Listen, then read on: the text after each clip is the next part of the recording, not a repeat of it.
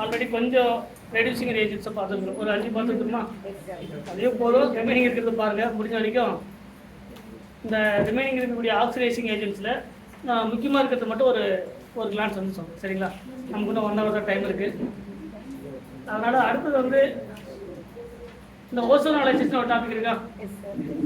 இதில் 2மே இருக்குது. அதாவது ஆக்சிடேட்டிவ் ஓசோனாலிசிஸ் இருக்குது, ரெடக்டிவ் ஓசோனாலிசிஸ் இருக்குது. ரெண்டா? இதில் இந்த ஓசோனாலிசிஸில் பார்த்தீங்கன்னா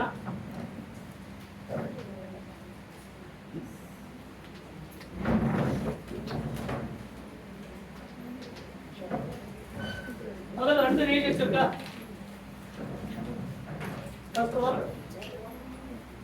ஆக்சிடேட்டிவ்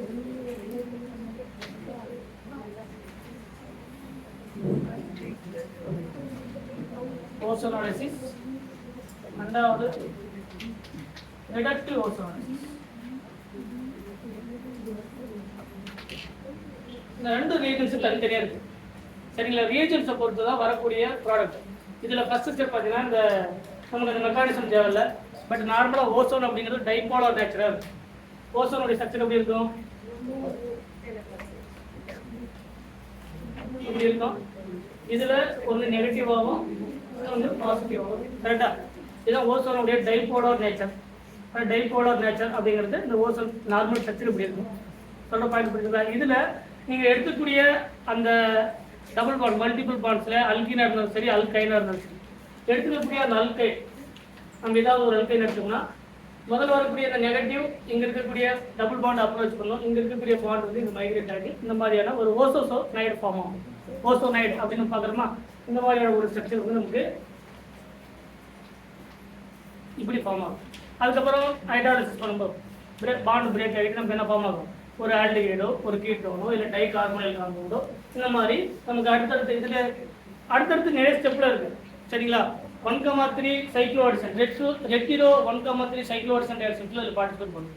அந்த பாண்ட் பிரேக்கிங், இன்ட்ராமாலிகுலர் இன்ட்ராக்ஷன், இந்த மாதிரி நிறைய ஸ்டெப்பில் வரும். பட் அதெல்லாம் நமக்கு தேவையில்லை. ஃபைனல் ஸ்டெப் பார்த்தீங்கன்னா நமக்கு ஓசோசோனைடு, ஏன்னா ஓசோனைடு அப்படிங்கிற சொல்லக்கூடிய அந்த காம்பவுண்ட் ஃபார்ம் ஆகும். அதை ஃபர்தர் பிரேக் பண்ணும்போது நமக்கு ஒரு ஆல்டிகைடோ, ஒரு கீட்டோனோ, ஒரு கார்பாக்சிலிக் ஆசிடோ, இல்லைன்னா டை கார்பனைல் காம்பவுண்டோ ஏதாவது ஒரு நேச்சர் வந்து கிடைக்கும். ஆனால் நமக்கு ரீஜன்ஸை பொறுத்து தான் வரக்கூடிய காம்பவுண்ட் என்ன, எது ஆல்டிகைட் கிடைக்குமா, கீட்டோன் கிடைக்குமா அப்படிங்கிறத கொடுத்துருக்கக்கூடிய ரீஜன்ஸை முதல்ல தெளிவாக தெரிஞ்சுக்கணும். இதில் 2 விதமான நேச்சர் இருக்குது. ஒன்று ஆக்சிடேட்டிவ் ஓசோனாலிசிஸ், அதுக்கான ரீஜன்ஸ் கிளியர் கட்டாக தெரியணும். ரெண்டாவது ரெடக்டிவ் ஓசோனாலிசிஸ், அதுக்கான ரீஜன்ஸ் தெரியணும்.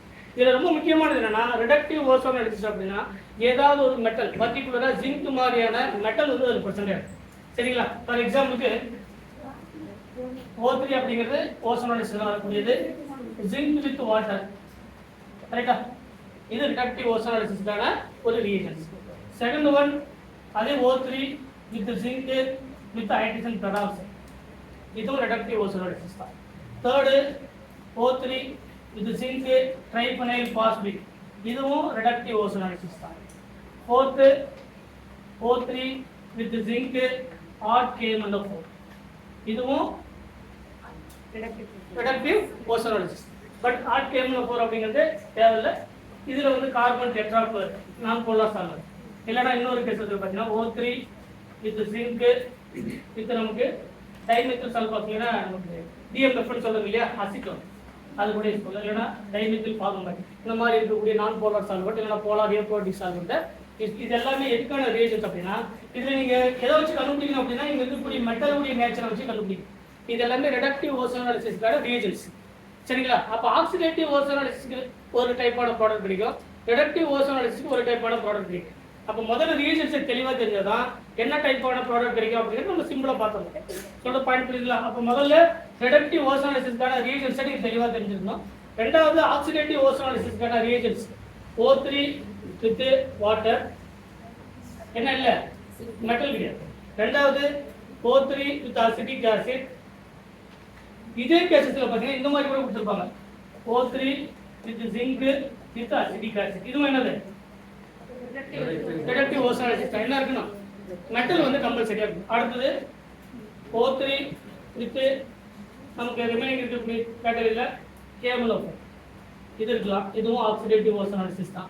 இந்த மாதிரி கேசஸ் மெட்டல் இல்லாம இருக்கும். இல்லைன்னா பர்டிகுலரா add KMnO4 or KMnO4 with acidic condition இது O3 இந்த மாதிரியான கண்டிஷன்ஸ் எல்லாமே ஆக்சிடேட்டிவ் ஓசோனாலிசிஸ்க்கான ரியேஜென்ட்ஸ். அப்ப ரியேஜென்ட்ஸ் தெளிவா தெரியும்னா ஃபைனல் ப்ராடக்ட் என்ன கிடைக்கும் அப்படிங்கறத கண்டுபிடிக்கலாம். சரிங்களா? இப்போ இந்த ரெண்டுத்துலயும் இதுல கிடைக்கக்கூடிய ப்ராடக்ட்னா இதுல கிடைக்கக்கூடிய ப்ராடக்ட் நம்ம மெக்கானிசம் தேவையில்ல. அந்த மெக்கானிசம் ஃபைனல் ப்ராடக்ட் என்ன தெரியும் கண்டுபிடிச்சா போதும்.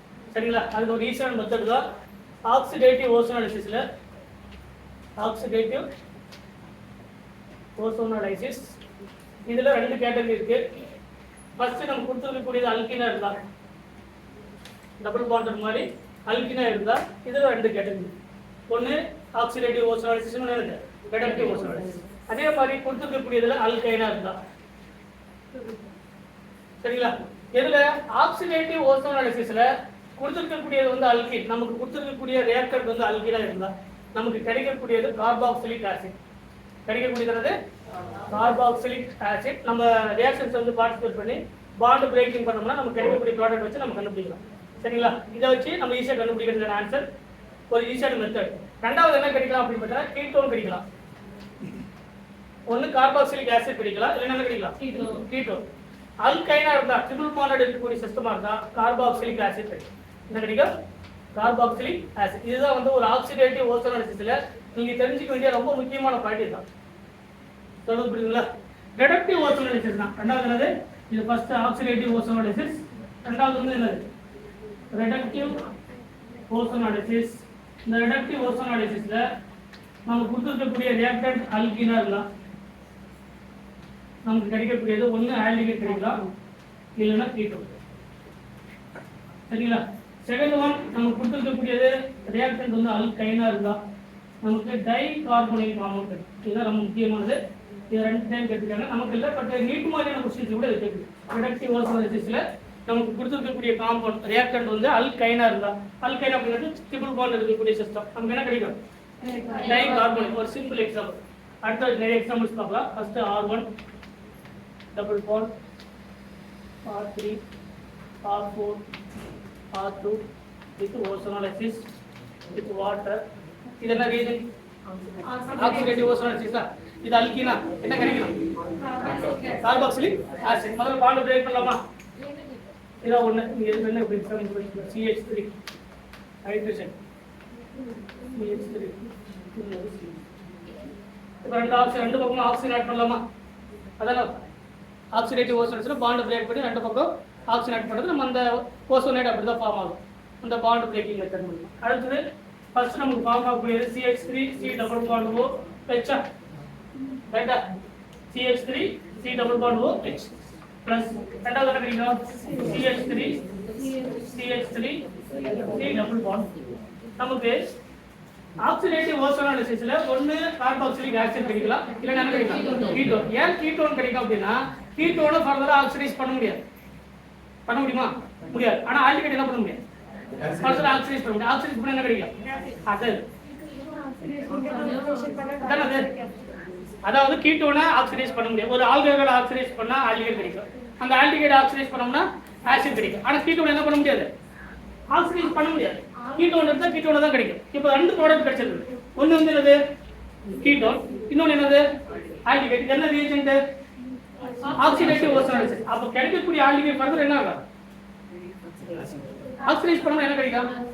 ஆசிட் கிடைக்குமா? அப்ப இதுல இருந்து ஃபர்தரா CH3 C double bond O OH னு வருமா? நமக்கு என்ன கிடைச்சிருக்கு? Carboxylic acid. என்ன கிடைக்கலாம்? ஆன்சர் கிடைச்சா ரைட்டா இல்லையா? அப்ப ஆக்சிடேட்டிவ் ஓசோனாலிசிஸ்னா பாண்ட் கிரியேட் பண்ணும்போது ஆல்டிகைட் கிடைக்கலாம், கீட்டோன் கிடைக்கலாம். ஆனா அந்த ஆல்டிகைட் கொடுத்துக்கக்கூடிய ரியேஜென்ட் வந்து ஆக்சிடேட்டிவ் ஓசோனாலிசிஸா இருக்கிறதுனால கீட்டோனை ஃபர்தரா ஆக்சிடைஸ் பண்ண முடியாது. ஆனா ஆல்டிகைட் என்ன பண்ண முடியும்? ஃபர்தரா ஆக்சிடைஸ் பண்ண முடியும். அப்ப ஆல்டிகைட் ஆக்சிடைஸ் பண்ணா என்ன கிடைக்கும்? ஆசிட். அதனால தான் கார்பாக்சிலிக் ஆசிட் கிடைக்கலாம், இல்லைன்னா என்ன கிடைக்கலாம்? கீட்டோன் கிடைக்கும். ஆன்சர் புரியுதா? அப்ப கொடுத்துக்கக்கூடிய இந்த ரியேஜென்ட்ஸ் இந்த அல்கின் சிஸ்டத்தை ஆக்சிடைஸ் பண்ணும்போது ஓசோனாலிசிஸ் பண்ணும்போது ஆக்சிடேட்டிவ் ஓசோனாலிசிஸ் பண்ணும்போது ரெண்டே விதமான ப்ராடக்ட் தான் கிடைக்கும். ஒன்னு கார்பாக்சிலிக் ஆசிட் கிடைக்கலாம். அந்த கார்பாக்சிலிக் ஆசிட் எப்ப கிடைக்கும்னா ஒரு ஆல்டிகைட் கிடைக்கும். அந்த ஆல்டிகைட் ஃபர்தரா ஆக்சிடைஸ் பண்ணும்போது ஆசிடா போகும். ரெண்டாவது ப்ராடக்ட் என்ன கிடைக்கலன்னா கீட்டோன் கிடைக்கலாம். கீட்டோன் ஃபர்தர் என்ன பண்ண முடியாது, ஆக்சிடைஸ் பண்ண முடியாது. அது கீட்டோனாவே இருக்கும். ஆனா ஆல்டிஹைட் என்ன மாறும், ஆசிட். அதனால தான் நம்ம ஒரு ஆக்சிடேட்டிவ் ஓசோலைசிஸ் கொடுக்கும்போது கொடுத்துருக்கக்கூடிய இந்த ரியாக்டன்ட் வந்து அல்கீனா இருந்தா அந்த ஆக்சிடேட்டிவ் ஓசோலைசிஸ் ரியேஜென்ட் போடும்போது ஒன்னு கார்பாக்சிலிக் ஆசிட் கிடைக்கலாம், இல்ல என்ன கிடைக்கலாம், கீட்டோன். இந்த ரெண்டு விதமான ப்ராடக்ட் எதுல கிடைக்கும், ஆக்சிடேட்டிவ் ஓசோலைசிஸ்ல கிடைக்கும். ஒன்னு கார்பாக்சிலிக் ஆசிட் ஆர் கீட்டோன், ரெண்டுமே கீட்டோனா கிடைக்கலாம், இல்லைன்னா ரெண்டுமே கார்பாக்சிலிக் ஆசிடா கிடைக்கலாம். சொல்ற பாயிண்ட் புரியுதா? இப்போ இதே எக்ஸாம்பிள் இப்படி இருந்து வச்சுக்கோங்க, CH3 ஹைட்ரஜன் ஹைட்ரஜன் ரெண்டும் என்ன கிடைக்கும், ரெண்டு கார்பாக்சிலிக் ஆசிட் கிடைக்குமா? ஏன், ஒரு ஆக்சிடேட்டிவ் ஓசோலைசிஸ் இதே ரியேஜென்ட் வந்து O3 வித் வாட்டர். முதல்ல இது பாண்ட் பிரேக் பண்ணும்போது இங்க ஒரு ஆக்சிஜன் முதல்ல அசிட்டால்டிகேட் கிடைக்கும், இதுவும் அசிட்டால்டிகேட் கிடைக்கும். அந்த அசிட்டால்டிகேட் ஃபர்தர் ஆக்சிடைஸ் பண்ணோம்னா 2 மோல் ஆஃப் அசிட்டிக் ஆசிட் கிடைக்கும். 2 மோல்ஸ் ஆஃப் சொல்ற பாயிண்ட் புரியுங்களா? அப்ப என்ன தெரிஞ்சிருக்கணும் அப்படின்னா இந்த ரியேஜென்ட்ஸை தெளிவா தெரிஞ்சிருக்கணும். ஒண்ணு ஆக்சிடேட்டிவ் ஓசோலைசிஸ்க்கான ரியேஜென்ட்ஸ் என்ன, ரிடக்டிவ் ஓசோலைசிஸ்க்கான ரியேஜென்ட்ஸ் என்ன. ஆக்சிடேட்டிவ் ஓசோலைசிஸ்ல கொடுக்கக்கூடிய ரியாக்டன்ட் வந்து அல்கீனா இருந்தா என்ன மாதிரியான ப்ராடக்ட் கிடைக்கும், அல்கைனா இருந்தா என்ன மாதிரியான ப்ராடக்ட் கிடைக்கும். அப்படி படிக்க வேண்டியது என்னது, இந்த ஒரு டேபிள் இந்த ஒரு டேபிள். சரிங்களா? கம்ப்ளீட்டா இருக்கக்கூடிய ஆக்சிடேட்டிவ் ஓசோலைசிஸ் ரிடக்டிவ் ஓசோலைசிஸ் வாங்க. பாயிண்ட் புரியுதா?